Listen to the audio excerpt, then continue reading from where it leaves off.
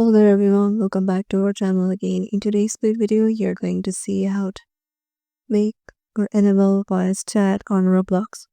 So this is an informative video, so keep up with us. So to do that, let me show you the process.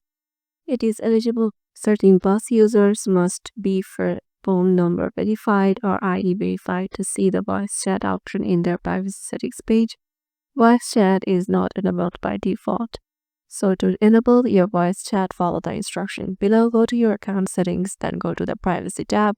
And there under the microphone and camera input tool, use microphone to chat with voice.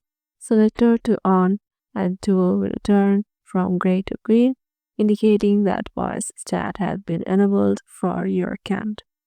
And in addition to settings, certain bus phone number verified users can enable voice chat when they are in a voice enabled experience. So yeah, this is how you can do it. Hope this video will help you out and we'll see you in the next video.